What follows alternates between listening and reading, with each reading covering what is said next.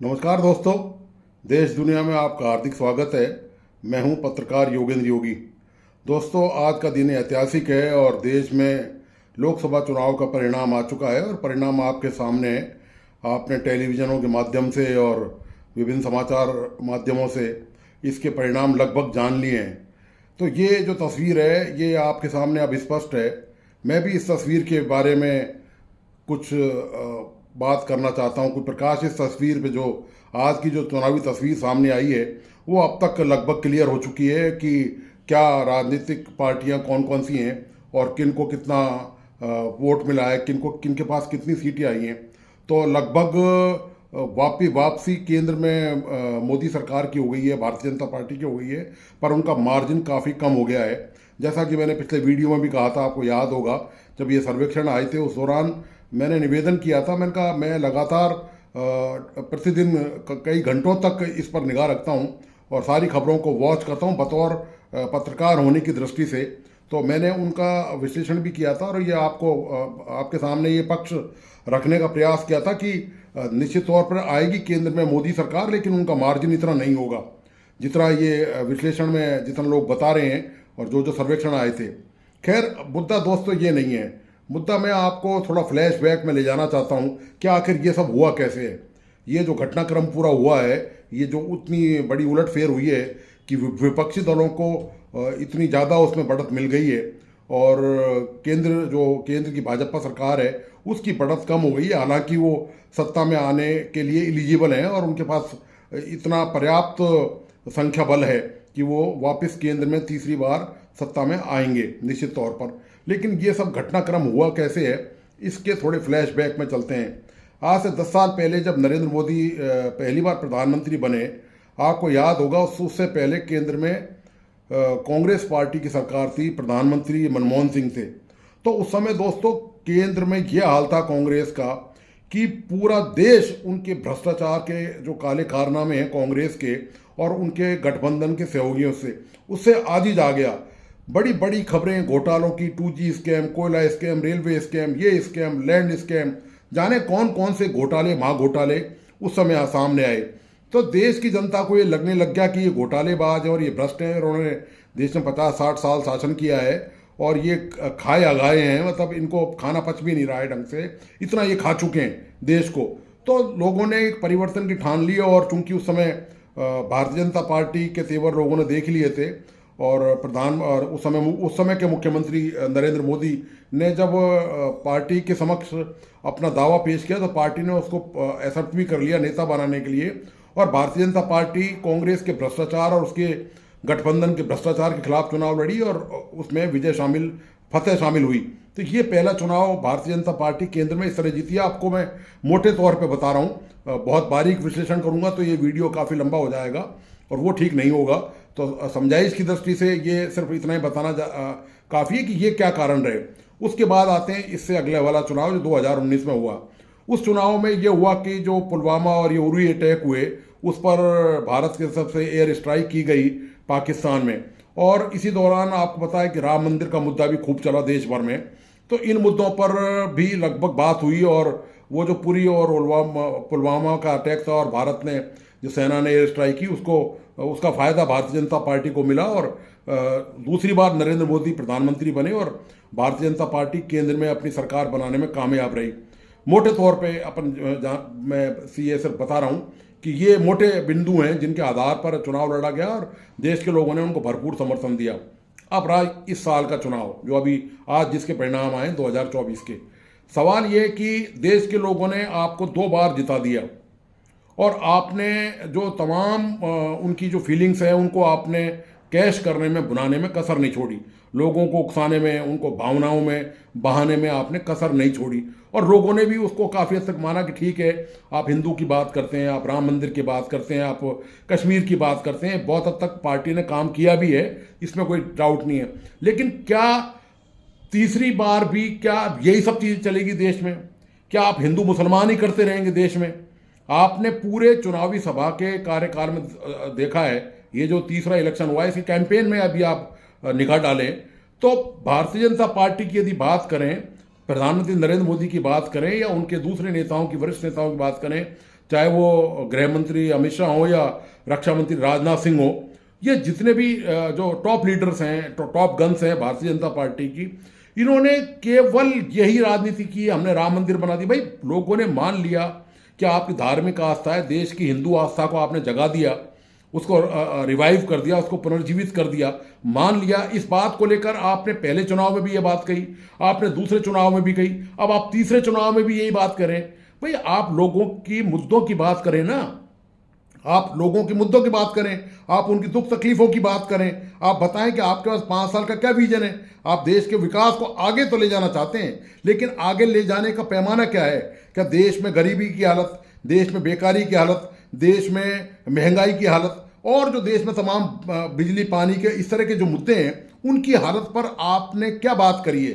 आपने कोई बात नहीं करी। आपने सिर्फ विपक्ष को टारगेट पर रखा है। भाई उनके करप्शन थे जब तो 10 साल से सत्ता से बाहर हैं। आप इस बात को नहीं समझ पा रहे। और राम मंदिर को कब तक आप चलाएंगे? आपने पहली बार राम मंदिर के नाम पर वोट प्राप्त करने की कोशिश करी, लोगों ने मान लिया भाई ठीक है। दूसरी बार आपने देशभक्ति का फिर भाव जगा दिया पाकिस्तान पे एयर स्ट्राइक करके कि हम डरेंगे नहीं, हम पाकिस्तान को सबक सिखाएंगे। लोगों ने कहा भी बहुत अच्छी बात है, देशभक्त सरकार है, ऐसा ही करना चाहिए। उस समय भी राम मंदिर का मुद्दा चल ही रहा था, साथ साथ दोनों तीनों मुद्दे चल रहे थे, फिर भी लोगों ने आपको समर्थन दिया। अब फिर तीसरी बार राम मंदिर बन भी गया।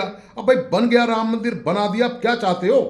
राम मंदिर के बारे में आप कोई चर्चा करें, बात करें तो आप काटने को दौड़ते हो, आप लोगों को के साथ उनके दुर्व्यवहार करने पर उतारो। इनके जो समर्थक हैं वो दुर्व्यवहार कर रहे हैं, उनसे कोई रियल मुद्दों पे बात करे, कोई बेरोजगारी पे बात करे, कोई महंगाई पे बात करे, या कोई भी देश के जो रियल इश्यूज हैं। अब मैं आपको एक बात बताता चलूँ कि विश्व स्तर की जो संस्थाएं हैं, WHO और जो तमाम वर्ल्ड बैंक है, इस तरह की जो संस्थाएं हैं, वो जब अंतर्राष्ट्रीय आंकड़े जारी करते हैं तो आपने उनको खारिज कर दिया उनको। आपने कहा कि देश में गरीबी नहीं है, देश में भुखमरी नहीं है, और वो संस्थाएं जो हैं वो झूठ बोल रही हैं, वो प्रिजुडिस हैं। मतलब आपने इस तरह की सच्चाई को जो है वो मोड़ दिया आपने, और आप ये चाहते हैं कि देश जो है विपक्ष से विहीन हो जाए। ये कैसे पॉसिबल है? देश की जनता सब कुछ देख रही है। फिर आपने ये देखा होगा कि जो मणिपुर के जो मामले थे उसमें प्रधानमंत्री ने संसद में बयान देने से मना कर दिया। 1 महीने तक वो विवाद लगातार चलता रहा। तो डेमोक्रेसी क्या इस तरह चलती है? लोकतंत्र को क्या आप इस तरह हाँकना चाहते हैं? आप देखो, हाँकने और चलाने में दोस्तों अंतर होता है। लोकतंत्र सिस्टमेटिक तरीके से चलता है, सबको साथ लेकर चलता है। आपको विपक्ष का भी सम्मान करना चाहिए। ठीक है, वो गलत है, वो करप्ट है, तो आपने छापे मार के बंद कर दिए। अब आप उनको फांसी थोड़ी चढ़ा दोगे? क्या आप देश से बाहर निकाल दोगे? क्या आप सारे विपक्षी दलों को पाकिस्तान भेज दोगे? विपक्षी दल क्या इतने ज़्यादा खराब हैं? इतने ज़्यादा खराब क्या विपक्षी दल है कि आप उनको यहाँ से देश निकाला दे दोगे? ये तो डेमोक्रेसी में पॉसिबल नहीं है। आपने हर संस्था में हस्तक्षेप करने का प्रयास किया। आपने सुप्रीम कोर्ट तक में हस्तक्षेप करने का प्रयास किया। आप एक कानून ऐसा लेके आ गए कि हम जज बनाएंगे। इससे पहले सुप्रीम कोर्ट की कॉलेजियम खुद तय करती है कि सुप्रीम कोर्ट में जज कौन बनेगा, कौन नहीं बनेगा। ये सुप्रीम कोर्ट खुद तय करता है। आपने कहा नहीं, हमारे जज होने चाहिए वहां पर। क्यों होने चाहिए आपके जज वहां पर? आप अपनी सरकार चलाएं, अपना डेवलपमेंट करें, अपना काम करें। कोई भी ऐसा असंवैधानिक काम होगा या गलत काम होगा, या जो संविधान की जो बुनियाद है, संविधान का जो मूलभूत तत्व है, जो संविधान की आत्मा है, उसके खिलाफ आप कोई बात करेंगे तो सुप्रीम कोर्ट उससे इनकार कर देगा, उस कानून को सुप्रीम कोर्ट बदल देगा। तो आपने वहां भी इंटरफेयर करने का पूरा प्रयास किया, और वो मुद्दा अभी भी टकराव का कारण बना हुआ है कि आपने जो संसद में कानून बनाया था उसको सुप्रीम कोर्ट ने मानने से इनकार कर दिया। तो आप जगह जगह हस्तक्षेप करने की कोशिश करते हैं। कोई भी जरा विरोध में बोलने का, मोदी के खिलाफ बात करे या अमित शाह के खिलाफ बात करे तो लोग ऑफेंसिव हो जाते हैं। इनके लोग जो है वो आप देखिए उनको ट्रोल करने लग जाते हैं मीडिया पर, सोशल मीडिया पर, चाहे कोई मुद्दा हो। मुझे ध्यान है अभी ये चुनावी सभा के दौरान एक वीडियो बड़ा चल रहा था कि यूपी में किसी भी स्थान पर अमित शाह की, केंद्रीय गृह मंत्री अमित शाह की सभा थी, तो वहां पर जो लोग लाए गए थे तो एक लोकल मीडिया के एक रिपोर्टर ने वहां पर ये उनसे पूछताछ कर ली कि भाई आप कौन हो, कहाँ से आए हो। उन्होंने कहा जी हमको नहीं पता हम कौन है, कहाँ से आए। तो उन्होंने पूछा भाई आपको लेके कौन आया है? तो बोला जी हमको तो 100 रुपये में कोई आदमी लेके आया है यहाँ पर, वो खाना खिलाएगा। तो उसने ये वीडियो बना दिया, तो कार्यकर्ताओं ने उसको ठोक दिया, उसकी पिटाई बना दी पत्रकार की। तो आप पत्रकारों के साथ ऐसा हाल करते हैं, आप डराने धमकाने की कोशिश करते हैं, हर आदमी को आप डरा धमका रहे हैं। आप फिर रहा सवाल भ्रष्टाचार का कि आपने भ्रष्टाचार के दोहरे मापदंड अपना रखे हैं। कैसे अपनाए दोहरे मापदंड? कि जो भी इनके यहाँ आ जाए वो बिल्कुल सही है। आपको मैं एक उदाहरण देके बता रहा हूं इस बात का। अजीत पवार के खिलाफ प्रधानमंत्री नरेंद्र मोदी ने एक जनसभा में ये कहा था कि ये आदमी जो है वो जेल में चक्की पीसेगा एक दिन, और उसको पार्टी ने शामिल कर लिया अपने अंदर। उसके भ्रष्टाचार के आरोप साफ हो गए। तो ये लंबे समय तक नहीं चलता। आप ये देखिए कि दिल्ली में महिला पहलवानों का जो मामला था, जो ब्रजभूषण, जो भारतीय जनता पार्टी के जो सांसद थे ब्रजभूषण शरण सिंह, उन पर आरोप लगते रहे। महीनों तक वो महिला पहलवान प्रदर्शन करती रही, लेकिन पार्टी की कानों पर जू तक नहीं रहेंगी, भारतीय जनता पार्टी के कानों पर, और वो उल्टा उन महिला पहलवानों को दोषी मानते रहे, उल्टी बात करते रहे। ऊपर से आपने उसके बेटे को टिकट दे दिया, आपने वो जो आरोपी है उसके बेटे को आपने टिकट दे दिया। और मणिपुर में जब महिलाओं पर अत्याचार हिंसा की बात हुई, जहां पर इन्हीं की सरकार थी, भारतीय जनता पार्टी की सरकार थी, वहां पर ये मानने को तैयार नहीं हुए, उस पर इन्होंने बयान तक नहीं दिया प्रधानमंत्री नरेंद्र मोदी ने। तो दोस्तों, इस तरह से देश नहीं चलता, ये डेमोक्रेसी है। अब लोगों को ये समझ में आ गया है, इतना मैच्योर देश का मतदाता हो गया है। आप बताइए, इस देश ने इंदिरा गांधी जैसी जो ताकतवर राजनेता थी, उससे पहले और भी जो प्रधानमंत्री जो ताकतवर रहे, चाहे वो जवाहरलाल नेहरू क्यों नहीं रहे, तमाम लोगों ने सबक सिखाया है, मतदाताओं ने। तो आप एक लंबे समय तक केवल भावनाओं के आधार पर आप देश चलाना चाहते हैं। आप जमीन पर उतर के बात करें ना, आप हवा में उड़कर क्यों बात कर रहे हैं? आप जमीन पर उतर के बात करें, आप सच्चाई को फेस करें, आप लोगों के सवालों के जवाब दें। आप इतने आरोगेंट हो गए कि आपने साफ तौर पे कह दिया कि मैं प्रेस कॉन्फ्रेंस नहीं करता। किसी भी लोकतंत्र को कंप्लीट तब माना जाता है जब उसमें चौथा स्तंभ यानी कि प्रेस उसमें मौजूद हो और उसकी फ्रीडम हो। हमारी फ्रीडम रैंक कहां पर है?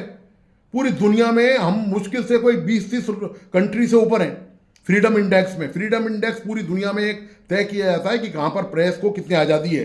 तो उस आज़ादी में हम बहुत नीचे हैं, हमारी हालत बहुत ज़्यादा खराब है उसमें। आपने कभी उस हालात को सुधारने का प्रयास नहीं किया। ऊपर से आप देखिए कि चुनाव के दौरान, मैं इस पर एक अलग से वीडियो बनाऊंगा, मीडिया का क्या रोल था और आज अब क्या मीडिया क्या बात कर रहा है, यही मीडिया। इस पर मैं एक अलग से, मैंने पिछला वीडियो भी बनाया था जो आपको काफ़ी पसंद आया था। मैं मीडिया की भूमिका पर एक अलग से आपके सामने वो प्रस्तुत करूंगा, पूरा विश्लेषण उसका। लेकिन सवाल इस बात का है कि आपने खुलेआम तौर पर कह दिया कि मुझे तो मीडिया में भरोसा ही नहीं है। मतलब आपने देश का जो वो घोषित फोर्थ स्टेट है, चौथा स्तंभ माना जाता है, घोषित तौर पर उसको कोई राइट नहीं है, लेकिन उसके बिना कोई भी लोकतंत्र कंप्लीट नहीं माना जाता। आपने पूरी तरह खारिज कर दिया कि मैं तो प्रेस को, मैं प्रधानमंत्री हूं, मुझे जरूरत ही नहीं है, मैं तो सोशल मीडिया के माध्यम से लाखों लोगों से जुड़ा हुआ हूं, मुझे कोई परवाही नहीं है इस बात की। आपने डेवलपमेंट की बात, और फिर आप मनमर्जी हर जगह आप अपनी बात थोप रहे हैं, हर जगह, चाहे वो राज्यों का मामला हो। अभी पिछले बार अभी जो 3-4 महीने पहले विधानसभा के चुनाव हुए, आपने मनमर्जी से मुख्यमंत्री तय कर दिए, उनको आता पता ही नहीं है, उनको कोई अनुभव ही नहीं है, केवल आप नौकरशाहों से ही राज्य चलाना चाहते हैं। ऐसा थोड़ी होता है। आप राजस्थान का हाल देख लीजिए, आप कहीं का भी देख लीजिए, आपने वो केवल नौकरशाही को हावी कर दिया और आपने अपने चुनिंदा नौकरशाहों को ये कह दिया कि भाई आप सरकार चलाओ, और मुख्यमंत्री के तौर पर केवल रबड़ की स्टैंप आपने सामने रख दी। तो इस तरह से नहीं चलता। लोग, मजेदार बात यह है कि बेशक लोग अपोजिशन को पसंद नहीं करते हों, लेकिन इसका मतलब ये नहीं है कि वो खारिज कर दिया उनको जीवन भर के लिए। नापसंद और पसंद में ज़्यादा अंतर नहीं होता, कुछ ही बीच की एक सिल्वर लाइन होती है, तो लोग उस सिल्वर लाइन को हटा भी देते हैं, उसकी शाइनिंग को ख़त्म भी कर सकते हैं। तो आपकी शाइनिंग इसी तरह से ख़त्म हो गई है। भारतीय जनता पार्टी की जो शाइनिंग है, तो ये गलतफहमी दोस्तों निकाल देनी चाहिए इनको। और अब मुझे लगता है कि काफ़ी हद तक इनकी गलतफहमी निकल गई है और लोगों ने बिल्कुल किनारे पर इनको बैठाया है तीसरी बार, कि देखिए कि हम आपके मुद्दों के जो आपने उठाएं उसका कुछ समर्थन करते हैं, लेकिन और भी बहुत समस्याएं हैं, उन मुद्दों के समर्थन में तो हम आपको किनारे तक ले आए। लेकिन अब आप ये याद रखें, देश में महंगाई है, बेरोजगारी है, और पानी, बिजली के, स्कूल के, कॉलेज के, अस्पताल के 50 तरह की समस्याएं देश में। आप किसी बात को मानने को, सुनने को तैयार ही नहीं है। आप जब कोई इनसे सवाल करता है कि देश में बेरोजगारी है, देश में महंगाई है, और फिर इनके राज्यों में भ्रष्टाचार, जहां बीजेपी के राज्य हैं, आपने क्या, कौन से बड़े काम कर दिए वहां पर? आपने उदाहरण पेश करते बड़े, जब आप विधानसभा का चुनाव जब जीत के आए, 5 राज्यों में जब विधानसभा के चुनाव हुए, 4 राज्यों में बीजेपी जीती उसमें से, तो आपको वो मिसाल इन 4 महीनों में कायम करनी चाहिए कि देखो हमने इतने भ्रष्टाचारी अधिकारी जेल में डाल दिए, इतने विपक्षी पार्टियों की ये कांड खुले, इन्होंने इतने इतने करोड़ का घोटाला किया और हमने जेल में डाल दिया। एक को भी इन्होंने जेल में नहीं डाला इस 4 महीने में, और जीत के भ्रष्टाचार के आरोप में आए थे, उन पर भ्रष्टाचार के आरोप लगाते हुए आए थे। तो ये लंबे समय तक ये खेल नहीं चलता। फिर आप इन 4 राज्य थे, इनको आप डेवलपमेंट 4 महीने में दोस्तों कम नहीं होते। यदि आपको डेवलपमेंट करना होता है तो 4 महीने में तो हिमालय का पर्वत भी खड़ा किया जा सकता है। इतनी सरकार के पास पैसा और सरकारी मशीनरी होती है, तो आप उसको बताते आप लोगों को, पूरे देश को नजीर बना के इन राज्यों में जहां पर आपकी सत्ता वापस आई है, इनके सामने पेश करते कि देखिए ये मॉडल है, हमने ये खड़ा कर दिया देश में। यूपी में हार गए, यूपी में बहुत बुरी तरह से परास्त हुए, हालांकि वहां पर सीटें बहुत ज्यादा कम हुई हैं भारतीय जनता पार्टी की। कारण क्या है? आपने लॉ एंड ऑर्डर ठीक कर दिया, बहुत अच्छी बात है। तो लॉ एंड ऑर्डर के आधार पर आप कब तक लेंगे? वहां रोजगार नहीं देंगे लोगों को, वहां बिजली नहीं देंगे, वहां पानी नहीं देंगे, वहां राशन नहीं देंगे। वो भाई इन पर भी तो आओगे ना आप कभी। आपको 10 साल शासन दे दिया वहां पर, 10 साल से वहां योगी की सरकार चल रही है, बहुत अच्छी बात है कि वहां लॉ एंड ऑर्डर बहुत शानदार हो गया है। लेकिन सवाल ये कि क्या जीवन भर लॉ एंड ऑर्डर के नाम पर ही वोट देंगे? क्या पुलवामा अटैक के नाम पर ही लोग आपको वोट देंगे? ये इनको आप निरीक्षण करना चाहिए, और अब ये करेंगे भी। अब ये इस बात को लेकर करेंगे, और ये हेकड़ी नहीं चलेगी। लोकतंत्र में हेकड़ी नहीं चलती है दोस्तों। ये चाहे प्रधानमंत्री नरेंद्र मोदी हो, चाहे कोई दूसरी पार्टी का नेता हो, चाहे विपक्षी दल का कोई नेता हो, ये हेकड़ी आपने बंगाल में देख ली। ममता बनर्जी की हेकड़ी निकाल दी लोगों ने, वहां पर मतदाताओं ने। वो कानून को और संविधान को मानने से ही उससे इनकार कर दिया। उसने अपनी मनमर्जी से वहां शासन चलाया है। तो ऐसा नहीं चलेगा। आपने मतलब वो अति सर्वत्र वर्जित है, तो आपने भी यही किया यहां पर, और उसने भी वहां वही किया। तो लोगों ने उसको वहां पर जवाब दे दिया और आपको यहां पर जवाब दे दिया। तो ये ध्यान रखना चाहिए कि ये देश है, ये सबको साथ लेकर चलने की बात है। आप किसी भी, आपने बिल्कुल क्लियर कट एक लाइन खींच दी, आपने मुसलमानों के खिलाफ लाइन खींच दिया। आपने पूरी चुनावी सभाओं के दौरान देखिए, आप पूरी चुनावी सभा के दौरान भारतीय जनता पार्टी का कोई वरिष्ठ नेता ऐसा नहीं है जिसने मुसलमानों का मुद्दा नहीं उठाया हो कि ये तो, इनको तो विपक्ष जो है पूरा देश का धन दे देगा, इनको तो पूरा देश का आरक्षण समाप्त करके इनको आरक्षण दे देगा। ये कोई बात हुई? कौन देगा? कैसे दिया जा सकता है? सवाल ही नहीं होता। आप जबरदस्ती बरगला रहे हैं लोगों को। तो लोगों को पता भी है ना सच्चाई, कि आप कितना सच बोल रहे हो, कितना झूठ बोल रहे हैं, आपकी बात में कितना दम है, इस बात को बताएं आप। भाई कब तक इन अल्पसंख्यकों को और ध्रुवीकरण, हिंदू और मुस्लिमों के वोटों को पिछले 10 साल, पिछले 15 साल से बीजेपी इस पर राजनीति कर रही है, आखिर ये कब तक चलेगा? लोगों को भाई कब तक इन सब चीजों को आप बरगलाते रहोगे लोगों को? ममता बनर्जी ने बरगलाने की कोशिश करी वहां पर, उसका लोगों ने हाल बिगाड़ दिया वहां पर, उसकी सीटें कम कर दी वहां पर लोकसभा की। तो यही तमाम जो चीजें हैं, अब ये सरकार को दोस्तों मुझे लगता है ठीक समझ में आ गई। और ये हंटर लगना, चाबुक लगना, आपने जो चाबुक लगाया है ना, वो ऐसा है कि निशान जो है ना चाबुक का, ये हटेगा नहीं इनकी पीठ पे से। ये उनको याद दिलाता रहेगा इस बात का। दरअसल उससे पहले तो हवा मोड़ रहे थे और ये सोच रहे थे हम तो खुद ही उड़ा रहे हैं, हम तो हमारी पतंग खुद ही उड़ा रहे हैं, हमारी डोर तो हमारे हाथों में है, इनकी डोर जनता के हाथों में है। तो जनता ने खींच दी थोड़ी सी डोर, तो एक ही झटके में इनकी पतंग लड़खड़ा गई है। तो जनता ने पतंग नीचे नहीं उतारी है। लेकिन यदि ज्यादा कुछ किया ना, और ज्यादा लोगों के सामने इस तरह की बात पेश करी, अब भाई आप भक्त हैं, आपने प्रधानमंत्री हैं, बहुत अच्छी बात है, आपका राम में विश्वास है, तो ठीक है, अच्छी बात है। लेकिन देश चलाने के लिए ठीक है ना, दूसरी चीज चाहिए। राम भक्तों ने एक अलग चीज है, ऐसी तो लाखों जनता भक्त है राम की। तो फिर अब उसमें क्या किया जाए? आप केवल इन्हीं मुद्दों को लेकर लपेटे रहते हैं। तो ऐसा नहीं किया है। अब की बार लोगों ने बिल्कुल ठीक अंदाज में, मैं हमेशा कहता हूं कि मतदाता जो करते हैं वो बहुत अच्छा करते हैं, परफेक्ट न्याय करते हैं, एकदम बिल्कुल परफेक्ट। 10 साल से विपक्ष बाहर है, त्राही त्राही कर रहा है, उनको उम्मीद दिखाई है कि तुम भी आ सकते हो, आओ आओ, अभी आए नहीं हो, आ सकते हो। ये जो 5 साल है, अब जो 2024 से जो 5 साल स्टार्ट होंगे इनके, यानी कि अगले चुनाव 2029 में होंगे, ये लास्ट टाइम दे रखा है बिल्कुल। इनको किनारे पे एक तो बैठा दिया। इनको बहुत, यदि इनको बहुत ज़्यादा बहुमत मिल जाता तो मैं ये मान के चलता हूं कि देश के लोगों ने कुछ सोच के दिया होता, यदि ऐसा होता तो। लेकिन देश के लोगों ने इनको बिल्कुल साइड लाइन कर दिया, बिल्कुल किनारे पर विक्ट्री इनको मिली है, और ये समझा दिया कि अब आप ध्यान रखना आगे से। यदि आपने जो रियल इश्यूज हैं उन पे बात नहीं करी ना, तो ये विपक्ष को हमने जितना प्रमोट किया है ना, फिर वो प्रमोट करके आपको तो नीचे उतारेंगे और उनको वो सामने सत्ता पे बैठाएंगे। तो ये दोस्तों ये मैसेज है, ये लब्बो लुभावे जो मैंने जो नज़रिया पेश किया है। हालांकि टीवी चैनलों के माध्यम से अलग अलग बहसें हो रही हैं, तमाम मुद्दे हैं, उनमें इतना कन्फ्यूजन क्रिएट हो रहा है, उन्हें समझ में नहीं आ रहा कुछ भी। मैं भी देख रहा था सुबह से, मुझे भी कुछ पल्ले नहीं पड़ रहा था आखिर क्या चाहते हैं। इतनी ज़्यादा वो उसमें बहुत तेज़ी से उथल पुथल हो रही है, और इतना तेज़ी से वो रील की तरह दौड़ रहा है। तो मैंने कहा शांतिपूर्ण तरीके से आपसे बात करते हैं, इन तमाम पर, इनके पिछले 10 साल के कार्यकाल पर क्या हुआ क्या नहीं हुआ उस पर नज़र डालते हैं, और आपके सामने एक अपने मेरा एक लघु प्रयास है, एक छोटा सा प्रयास है जो मैंने आपके सामने पेश किया है। तो मुझे उम्मीद है कि आपको ये प्रयास मेरा राजनीतिक विश्लेषण पसंद आएगा, और इसी उम्मीद के साथ कि आप इस वीडियो को अपने दोस्तों और अपने परिजनों को जरूर शेयर करेंगे, और प्लीज़ इस यूट्यूब चैनल को लाइक सब्सक्राइब करना और बेल आइकॉन का बटन दबाना नहीं भूलें, और इसके बाद मैं मीडिया की भूमिका को लेकर कल शायद एक वीडियो बनाऊं और ये बताऊं आपके सामने कि किस तरह मीडिया ने क्या तो भूमिका निभाई है, और अब जब ये परिणाम आ चुके हैं तो उनके स्वर कैसे बदले हुए हैं और उसके क्या क्या कारण हैं, उस पर भी बात करेंगे। तब तक के लिए इजाज़त दीजिए। इजाज़त, धन्यवाद, नमस्कार।